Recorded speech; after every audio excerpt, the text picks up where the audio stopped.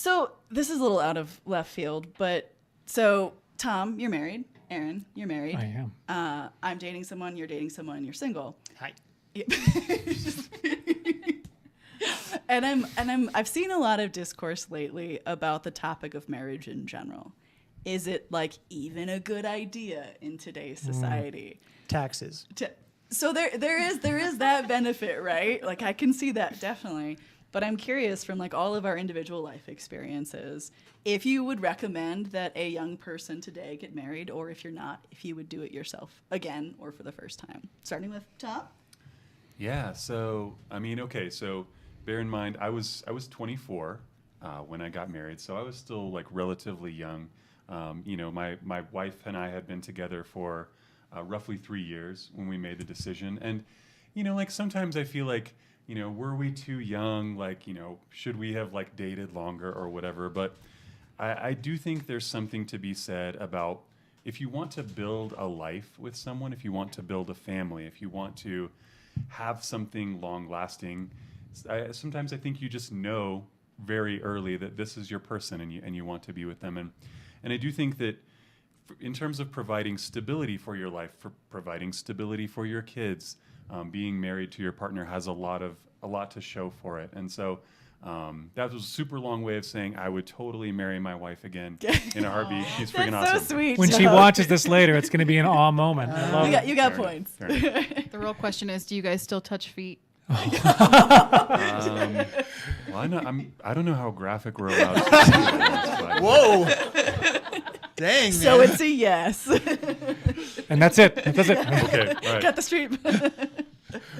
So after I got divorced, I was like, I'm never getting married again because it was a very like toxic, abusive marriage. And it was just, I was in it for 12 years. So I was like, I'm not going to do this again. But I mean, meeting somebody who's a great person has made me change my mind. And I do have 2 kids. So I feel like, yes, I will get remarried just for them, just for the stability factor of that, because I feel like that would be important. So, Yeah, that makes sense. I mean, there's other reasons why I'd get married, but I feel like that's the number one. yeah, okay. I mean, sure. Yeah. I guess. Ish, maybe. I mean, if you feel like it's right, cool. If not, cool. Or like, just wait. Like, just because you're married, that doesn't mean. I mean, it's just literally a piece of paper. Yeah. At the end of the day, like, I don't think it really means that much. Like, maybe in spirit, sure, but like, if you don't have a strong relationship to begin with, and then you get married, like, that doesn't mean it's gonna go well. Yeah. So like, I think having a strong relationship and being able to communicate and do all that, that's way more important than just getting married. Yeah. What do you think? Oh, I have an interesting viewpoint on Yeah, this. please. I love marriage. Obviously, I'm married.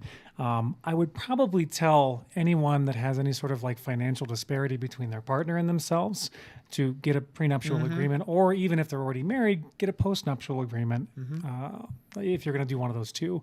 The reason why is I feel like I don't like the idea of the government or some random judge like walking in and being like, I'm going to split your assets the way that I think you should. I think that like if you're going to get married and spend the rest of your lives together, like talking about like what would happen if we end up getting divorced someday is a very real thing that most people should do at some point. If nothing else, then to make sure that some random person isn't walking into the room and making that decision for you. But that's kind of the big thing. I love marriage. I do think people should really, think hard about it before they get married. And even if you don't want to get married, if you want to have a long-term relationship without that, that's fine too. But I think that, getting those prenuptial, postnuptial agreements figured out beforehand is a very good thing. And I think it should become more commonplace in our society so that it's not just a weird thing and it's not something looked at as like you're setting yourself up for failure, which I don't really think you are. You're just making smart financial decisions prior. And I agree with that, and Adam Lyons also agrees with that. Oh, interesting. He talks about that too. I feel like that's actually a pretty like I'm hoping that becomes a better more like we can all talk about this kind of thing point in society. What do you think, Joe? Yeah, I think I kind of agree with like both you and Shaylee that I'm about a year and a half out of a divorce, and initially when I got divorced, I was like, never again.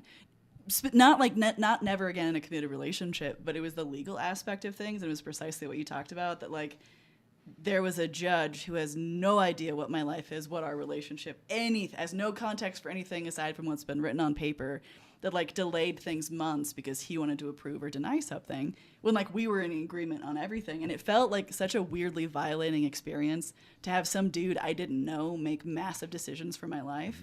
And so like on the league, like absolutely I would be in like a long-term committed relationship, and I don't see a huge difference between that and marriage, but it is like this lovely romantic idea that I do still believe in. But specifically the legal aspect of things is the thing where I'm like, I don't know. And I also was taught that like never get a prenup, don't even talk about it, because you are literally planning to fail. I was like, told the same thing. You can't even think that way. And now I just kind of think of it as like I'm not interested in the government being involved in my personal life. Period. End of story. And like I don't think it has to be unromantic. Still a difficult conversation though, Tommy. Okay, I mean, not having a prenup though is how you end up having to split the Beanie Babies in the courtroom in front of God and everyone. Well, then So I think true. if you take that idea of a prenup, so you're telling me that like engineers, they don't ever plan for failures, right? Good Right? point. I Russell. actually really like that. I really like that as an idea. Right? And like they have stress loads and stuff, and they plan for this, that, or whatever. They plan for it to fail. So like, you know, if it falls apart, cool, we're gonna be as safe as we can. Like so. Yes. Doesn't really make sense to me that we're gonna play it to this thing only. Yeah, I think that's super true. It's kind of limiting yourself, and I think it's also denying like potentially uncomfortable conversations that are a great place for growth in a relationship, or like if you're thinking of taking it to the next level, like it would be super uncomfortable to be like to talk about a prenup and like what's yours, what's mine, what's ours, like under what conditions would divorce make sense to you? Like having those conversations before you get married, I feel like would be really, really beneficial. And like, I wouldn't have done that 10 years ago because hell no. But now I absolutely would like have those conversations and get on the same page.